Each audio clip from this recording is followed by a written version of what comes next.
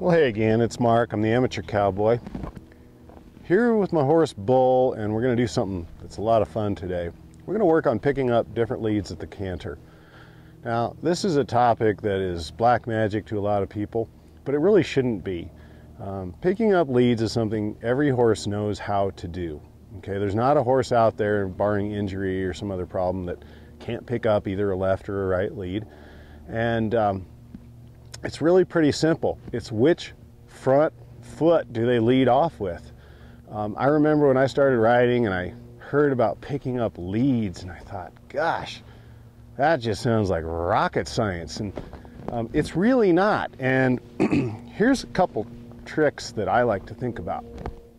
First of all, how do you know which lead you're on? And that can be, you know, confusing thing. I mean, you're on your horse and you're like, did I get the right lead? I don't know. Well, it's simple. You don't have to look down. In fact, looking down is kind of stupid. It looks bad and your horse is like, what are you doing?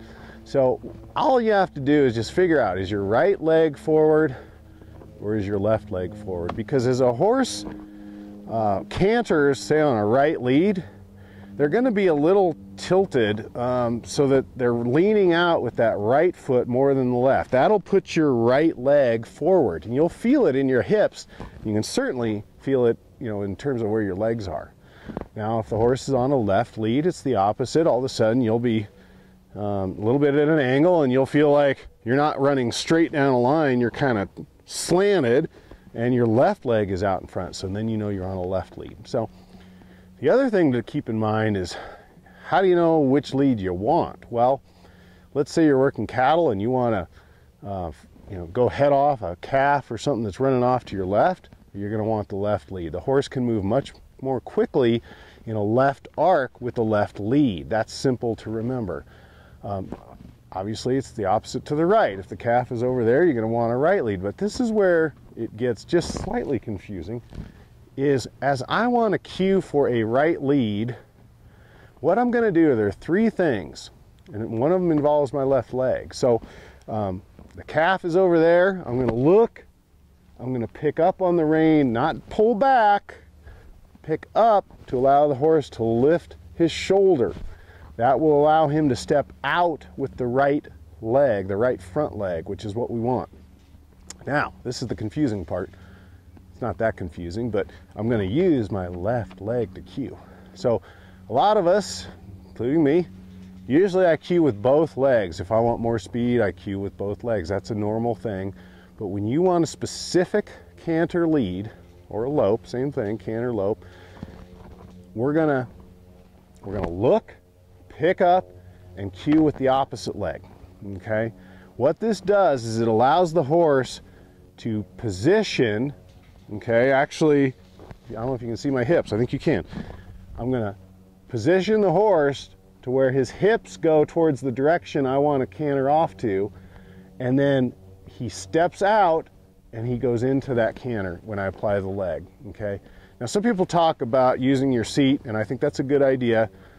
I struggle with using my seat just because I'm so stiff and so forth, but not a bad idea that when you're ready, that you give a little bit of a cue with your seat to get that horse to move off. Now, Bull's a pretty sensitive horse. Kind of blocking him from the camera here. Come here, buddy. You get in the camera. Yeah. You can get in. There you go. He's a pretty sensitive horse, so it doesn't take a lot to get him going. Now, he is kind of introverted, and introverted horses tend to, as you can see, they don't like to move their feet a lot.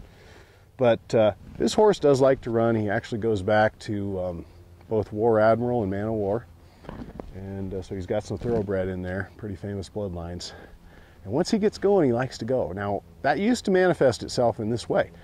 I'd get him up into a canter out on a trail, and he'd be like a freight train going down a mountain, you know, without brakes. He'd keep picking up steam, and before long, I'm a little uncomfortable, you know. That's a little scary when you're up on a horse going that fast. So what you don't want to do is start in that situation. I know I'm not going to pull on the reins, but you don't want to start pulling on both reins, okay, which is the natural human tendency. We get scared, we lock up, we start squeezing with our legs and all these things, and that's the worst possible thing you can do.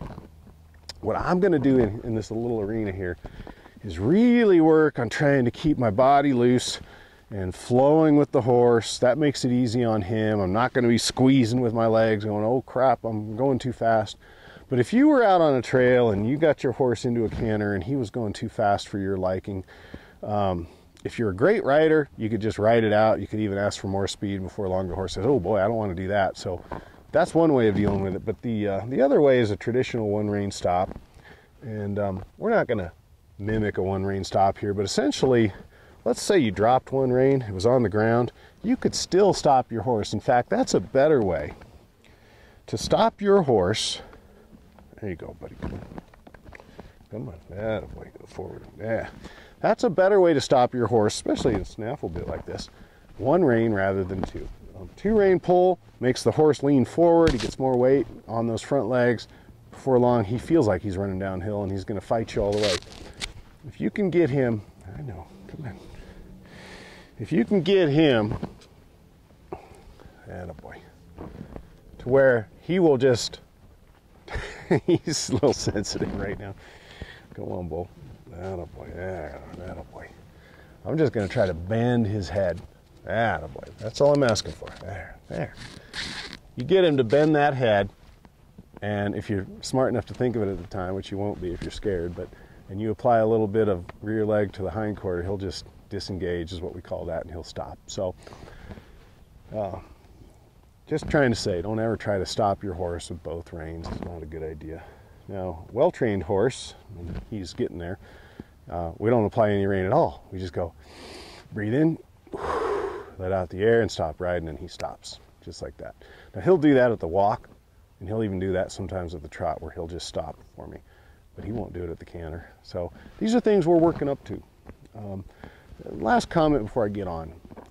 If you've got things good at the walk, then you can move to the canter. Or I'm sorry, to the trot. When you got things good at the trot, then move to the canter. But if you don't have things good at the walk, then don't try to do it at the trot. If you don't have them good at the trot, then don't try to do it at the canter.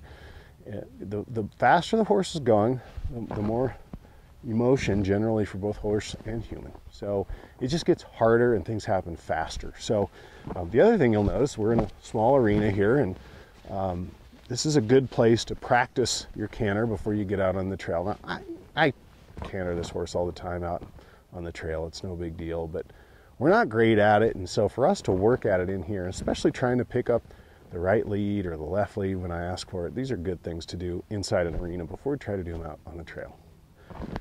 So with that said, I'm gonna get on my horse, and we're gonna probably try the right lead first because that's his favorite, and I want him to feel like he's a good horse and he's doing the right thing.